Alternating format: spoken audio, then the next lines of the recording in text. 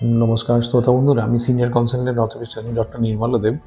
আমাকে আসুন আজকে আমরা রোবোটিক নি রিপ্লেসমেন্ট নিয়ে আলোচনা করি এবং আমাকে একটা কমন প্রশ্ন অনেকজনে করেছে, এটা কি ডাক্তারবাবু, এটা কি খুবই নিরাপদ?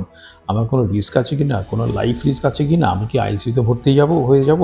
আমি কি বাড়ি ফিরতেই পারবো না? আমি কি হাঁটতেই পারবো না? এই নানাবিধ প্রশ্নের আজকে উত্তর দিই।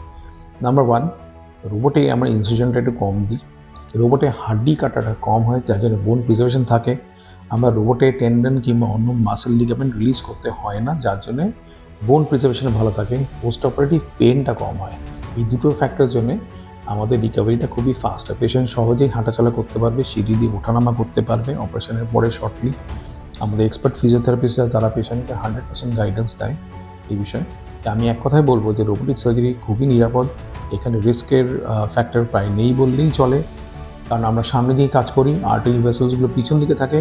পিছন দিকে আমাদের সেখানে কোনো আমাদের সে কোনো প্রসিডিয়ার বা কোনো রিলিজ সেরকম কিছু করতে হয় না রোবোটিক সার্জারিতে।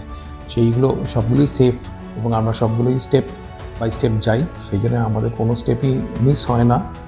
স্ট্যান্ডার্ড যেটা কাজগুলো করছে সেটা কম্পিউটার স্ক্রিনে দেখিয়ে দেয় রোবট যে এগুলো 100% অ্যাকিউরেট এবং নিরাপদ হয়েছে, এবং কাজগুলো আমরা করার পরেও রিচেক করতে পারি। রোবটে এগুলো হচ্ছে অ্যাডভান্টেজ, যেটা চোখে আমরা দেখতে পাই না সেটা রোবট করে দেয়। কম্পিউটার স্ক্রিনে আমরা A to Z ইনফরমেশনগুলো পেয়ে যাই।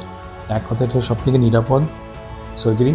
তো এই সম্বন্ধে বিস্তারিত জানার জন্য আমার চ্যানেলে হেল্পলাইন নাম্বারগুলো দেওয়া রয়েছে, আপনারা এখানে ফোন করতে পারেন এবং আরও বিষয়ে এই বস্তু ভালোভাবে বিস্তারিতভাবে জানতে পারেন। আজকে শোনার জন্য অসংখ্য ধন্যবাদ। Thank you. নমস্কার।